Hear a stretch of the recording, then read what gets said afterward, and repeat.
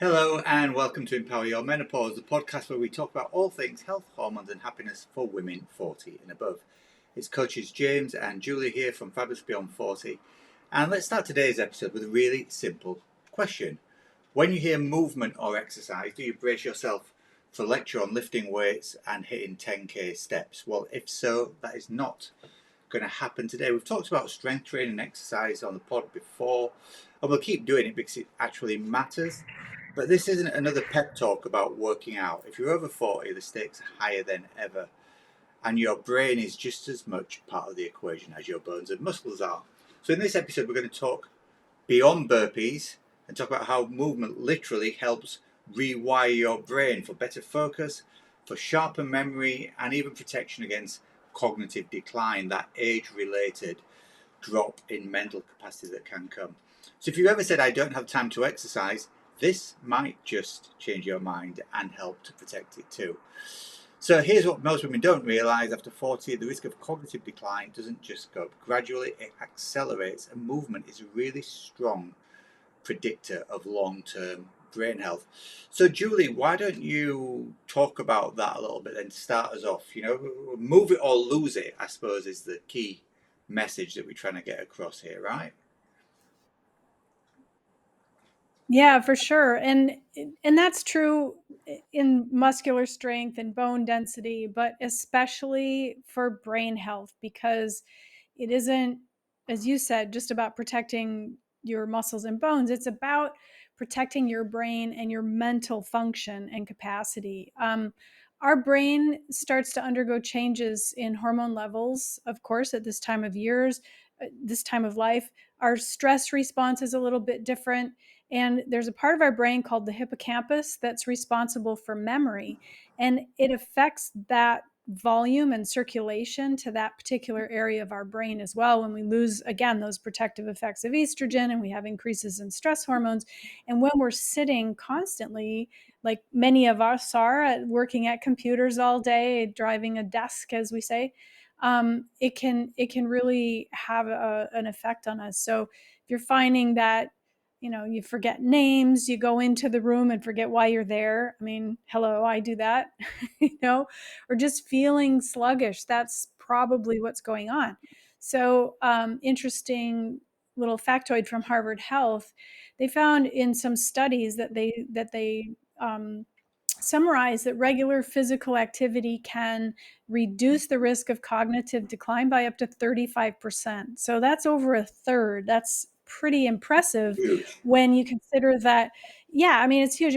When you consider that when we talk about movement or exercise, we're not talking about, we'll talk about this more in detail in a bit, but we're not talking about having to turn into this, you know, 3-hour gym session every day. Neuroplasticity is something that our brains means our brains can change, can fire neurons differently, can create different neural connections, and movement boosts that capacity, and that protects us against the cognitive decline. Women in postmenopause have a greatly increased risk of Alzheimer's compared to men, and it can start developing decades earlier. And that's why we talk so much about doing these things starting in perimenopause, starting in your 40s. The sooner we start to address this, the better off we're going to be. It's putting that, extra resilience in the bank, as we say. Physical activity, I mean, who doesn't feel better after a brisk walk outside in the fresh air or a workout or whatever it is? It boosts your focus, it helps your memory, and your executive function, basically. And by the way, it's a great way to reduce stress. As we always say, the number one enemy of women in this phase of life. It helps with your sleep. And those two things as well are key factors in your cognitive health. There's another thing called BDNF. It's brain derived neurotropic factor. You don't have to remember that, but you can think of that sort of like your brain fertilizer. Sitting all day reduces that. And your skeletal muscles are going to produce BDNF in response to contraction, which happens during exercise and movement. And that can have really systemic effects on us, but especially when it comes to your brain, memory, learning, and even emotional resilience. And I mean, who doesn't feel a little bit more edgy at this time of life, right? We have these mood swings, we have different perspectives. So really the idea here is to move consistently and with some intention. I mean, 10 minutes at a time counts, right? We can do what we call exercise snacks. 5 to 10 minutes several times throughout the day is all you need. And when you think about what we call NEAT, non-exercise activity thermogenesis, just say neat. It's really neat to move your body. And that's different things like physically sweeping the floor, carrying your groceries in from the car, like just things that you do on a daily basis, not really thinking about it, walking up and down the stairs, bending over to clean something on the floor, that sort of thing. So there's a lot more to do with this. Obviously, motivation is a big piece. Do you want to talk about motivation? Because I mean, we Well, all say yeah, we need to be motivated. yeah. Let's delve into this a little deeper as well, because I think it's really interesting there. One of the key takeaways from what you just said for me is the fact that this isn't just about going to the gym and spending an hour in the gym, right? It's more about movement in general, and that's what increases blood flow to the brain, delivers oxygen, delivers nutrients, that supports brain health. And when that happens, you're stimulating two things, and these come from Greek words. So you're trying to explain what they are and what they mean. One of them is neurogenesis. So neuro comes from nerves or cells, genesis from birth. So that is new brain cell growth. That is one of the impacts of moving your body. And then neuroplasticity, which is really, really important. That's your nerves, your brain capacity, having the ability to adapt, to rewire, to form new connections, to learn new things. So both of those things are increased with blood flow to the brain, as you just said, because of the release of BDNF, brain-derived neurotrophic factor. And I think it's worth talking a little bit about that here, because it's something that isn't really talked about when it comes to the menopause transition. Studies show that in menopause, all things being equal, so if everything else is the same, it can increase, BDNF can increase with HRT. So that shows us that there is a link somewhere between estrogen and BDNF, because when estrogen comes back into play, if it's dropped through the menopause transition, then BDNF increases. So we know there's a link there. Higher BDNF levels in postmenopausal women have also been associated with better memory performance.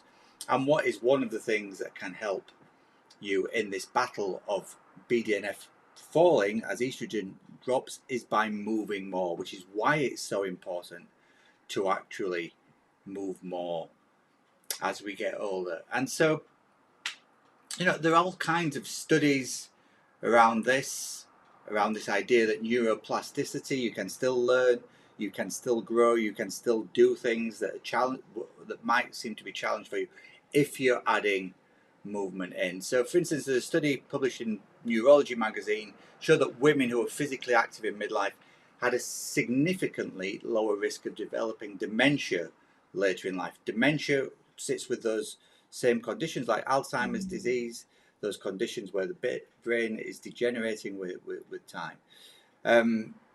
So it's really, really important, not just for muscle loss, not just for osteoporosis, for bone loss, but it's also really important for our emotional health and our physical health as well. So I think it's really, really important to just hammer home a little bit about what movement actually means, because I think that can help with motivation.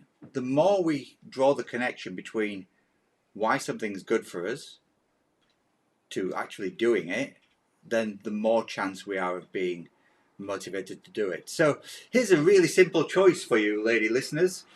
Do you want your muscles to remain as strong as long as they can? Do you want your bones to be as strong for as long as you can? And do you want your brain to be as sharp and as focused for as long as possible? If the answer to all those three things is yes, I'm hoping that now you're motivated to do more movement.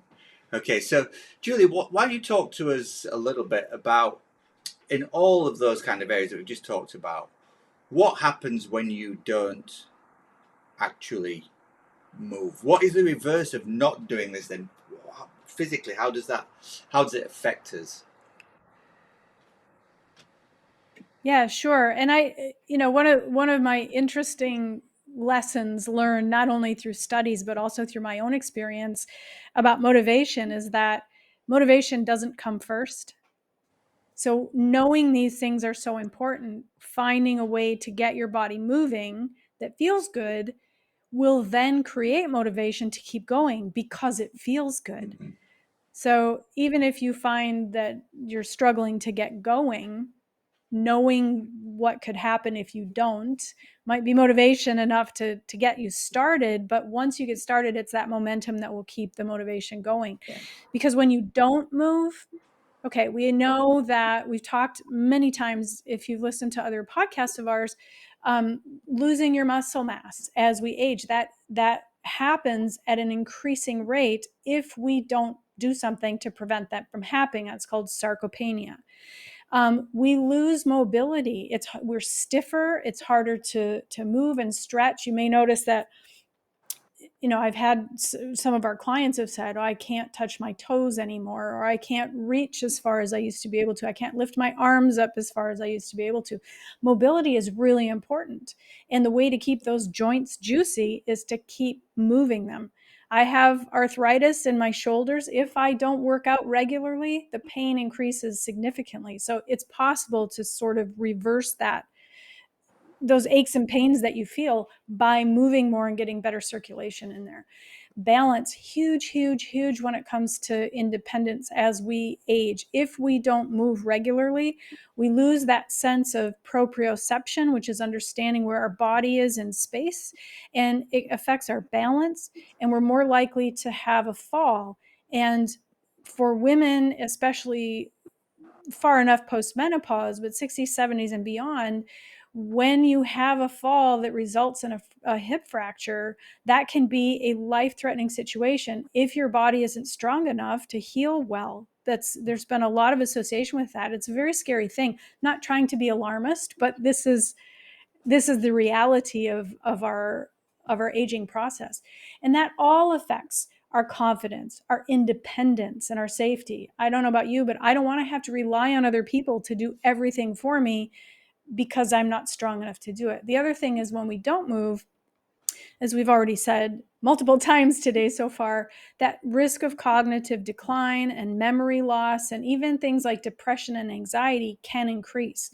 Movement and exercise have been shown to be one of the most effective and low cost remedies for depression that exists. Yeah. So, There's a cyclical so thing it's here as well, isn't there? In that, you know, movement, most people think about it from a muscle, from a bone point of view. But then if you're not moving, your body can start to lock up.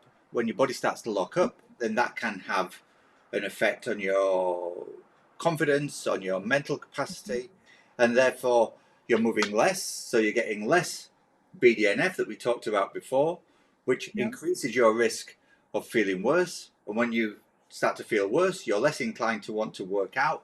And so once again, it's one of these Yeah, things that can go on a real spiral for some people. And like you said, for it sure. doesn't have to be a huge start. Your motivation doesn't have to come from, right, I'm going to go and smash it in the gym for an hour. It can just be, I'm just going to get up and take the dog for a walk, or take the garbage out, or Mhm. lift my shopping on the way home. All those kind of things can count Yeah, for sure. towards For it. sure. And well, and something else that I've heard from our clients, and we've heard from our clients recently, is there's a sense of kind of emotional flatness that we get to feeling. Like we don't get as excited about things anymore.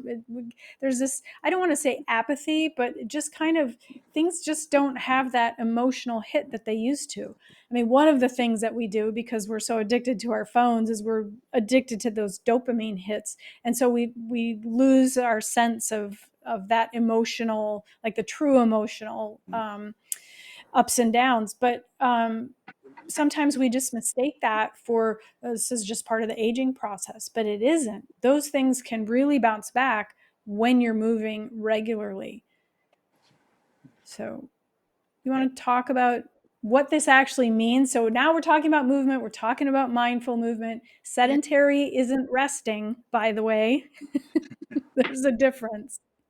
Yeah, so I think it's worth saying, like we don't want to be accelerating decline here, do we? So, ideally, Julie and I would probably recommend that you do go into the gym and lift weights a couple of times a week, but we appreciate that that's not for everybody.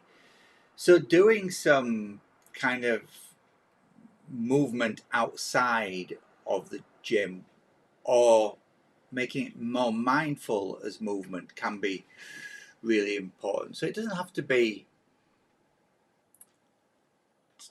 setting off the incense burners and turning down the lights and umming in a corner while you're holding your fingers in the sort of like pursed finger position that we see people do in sort of like cartoons of Buddha and all that kind of stuff. Anything that where you're paying attention to your body and you're doing something intentionally as movement is can help here. Yeah, so it could just be something really simple. How many of us, I'm constantly looking out the window when my daughters go to school because they walk across the road and they're scrolling while they're walking, so they're distracted. Not only is it dangerous from a physical point of view that they're walking across the road doing it, but that movement ceases to become intentional because their mind's on something else. So actually doing that, going for a walk and putting your phone away, or if you have got your phone and you just listen to a podcast or some calming music or something along those lines, doing some stretching while you're actually breathing at the same time. So taking some deep breaths, running through a series of stretches. We've got a really nice little flexible movement flow that we give to our clients. It's only a couple of minutes long, but if any of you want that, drop us a line and we'll send you a link so you can watch that video, our flexibility flow video. Really, really great for this kind of thing. As you were saying before, all this kind of stuff has got multiple side benefits. So that concept of proprioception we were talking about before, knowing where your body is in time and space, really, really good for reducing injury risk, really good for preventing falls, really good for our long-term health, obviously. Yeah. It's stress relief, it's improved mood, it's better sleep, it's better cognitive function. And so trying to fit this stuff into your daily life is really, really imperative. You could pair things together with some kind of mindfulness practice. So as you walk, think about what you're grateful for, or think about your greater purpose when if you are in the gym lifting some weights. Anything that can make movement more mindful is going to increase the BDNF. It's going to increase the effect it has from a cognitive point of view. So Julie, I've talked a little bit about that there. Why don't you just distill that into sort of like how that might plan out for a daily routine for somebody, just over a few minutes a day to incorporate that into their daily routine. Sure. And if you truly don't think you have time to do this, first of all, we should have a conversation because we can help you find that time. But the other thing is it can be something as simple as when you're doing house cleaning tasks, or washing the dishes even. Where's your body? How's your posture? Are you holding tension someplace? Can you breathe while you're doing those things? Because that's also a form of movement. Gardening, as you said, James, walking your pets, or playing with kids or grandkids. These are really good things. You don't have to exercise for long periods of time to find benefit from it. We talked about exercise snacks. Consistency is always more important than intensity, because if you do something all out once or twice and then you don't do anything for a month, that doesn't really provide you with a lot of benefit. Whereas if you were doing something moderate for 10 or 15 minutes more days a week than not, and you can do that ad infinitum, then that's going to benefit your body a whole lot more. So Ideally, if you can aim for 20 to 30 minutes a day. So maybe walking. As a matter of fact, I have one client who asked me to put together, we talked about how much she likes to dance. So twice a week in her schedule, she have a dance party. So whether that's putting on her favorite music and dancing around the living room, doing housework or whatever, she has a dance party twice a week and she's loving doing that. And it gets her heart rate up and she's moving and it's a lot of fun. So if 20 to 30 minutes feels like too much, break it into 5-minute segments. You could do 5 minutes 4 times a day, first thing in the morning, maybe on your lunch break, mid-afternoon to wake you up, and once in the evening before dinner. Done. 5 minutes goes by just like that. So you can find that time somewhere. Everybody has 5 minutes here and there. Incorporating movement that builds strength is great. So if you can get to the gym or lift something heavy at home, ideal. We want to work on balance. So maybe while you're brushing your teeth, stand on one foot. Obviously have something you can hang on to in case your balance isn't great. We don't want any falls or anything, but even something that simple can help. And again, like James said, pairing, habit stacking, pairing some movement with something that you already do. If you love to listen to podcasts or music, that's a great time to get your body moving. Or if you're binge watching something on one of the streaming services, every time there's a commercial or every time they say a certain word, because we used to do little bingo games like that, you could get up and do 10 squats, whatever it takes. Just identify that sort of anchor activity and find something that you would actually do. I challenge you to take just one 10-minute walk today and see how that feels.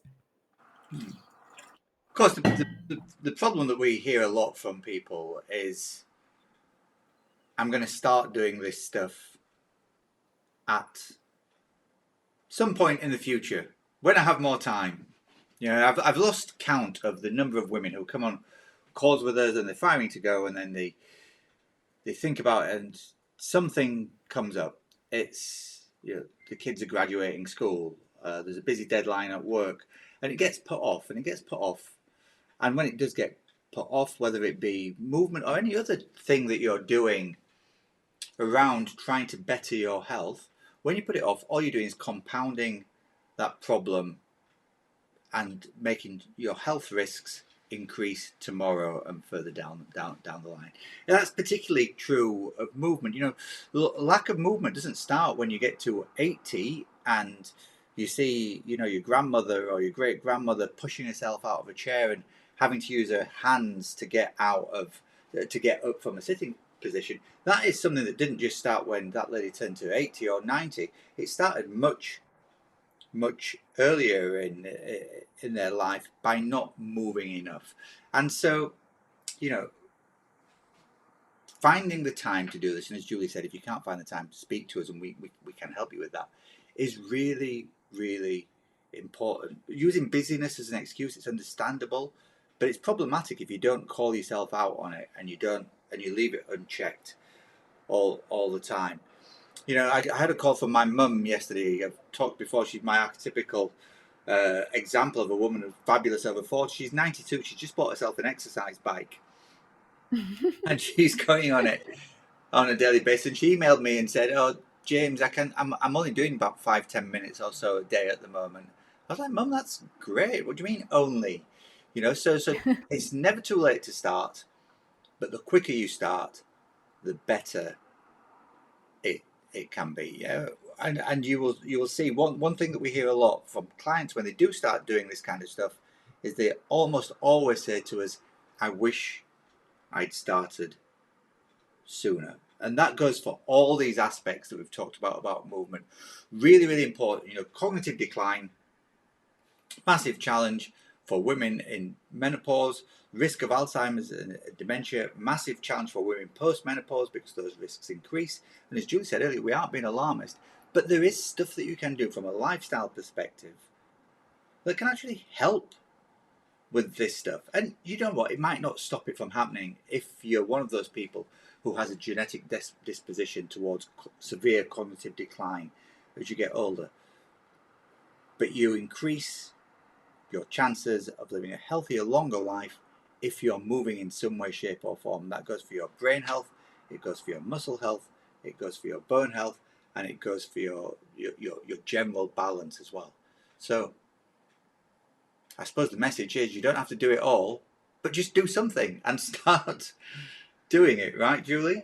Do you want to just recap Absolutely. some of the things we've talked about then, because we are coming up to the end of our slot? Yes. Ideally, let's stop shoulding all over ourselves, right? Movement is more than a I should do this. This is a way to invest in your future self that's going to pay off in multiples. So don't worry about where you're starting from. Start now, start today. You know, the saying is the best time to plant a tree is 20 years ago, and the next best time is today. Start today, build up slowly, and don't wait for motivation to strike. The motivation will come after you start taking action on a consistent basis. And if you need some help, we help women, we help our clients build realistic plans that they'll actually stick to, because this is about protecting your future self, not about perfection. It's never about perfection. We keep talking about positive, messy action because it really makes a difference. We have our coaching is designed to help busy women. I mean, I don't know any other kind, quite honestly. Yeah, right. Everybody's busy. We wear that busy badge like it's like we're martyrs in a sense, but we need to invest that time in ourselves because nobody else is going to do it for us. We don't have to have a perfect plan. Again, it's just about consistent action, self-compassion, and what I want to say, just the determination to make that a lifelong thing for yourself. Um, if you're interested, we are offering a Menopause Impact Assessment. This is an amazing 45-minute call. We use a validated questionnaire where we assess the impact that menopause is having on your health and on your life. And then we can help you set realistic goals based on where your symptom load is so that you can feel better quickly, and you'll have a starting point where we can help you work that out. So you'll leave the call feeling confident and with some clarity on what you need to be focused on.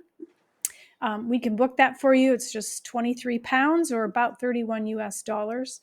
You can do that at impact.fabulousbeyond40.com. We'll leave that link in the show notes.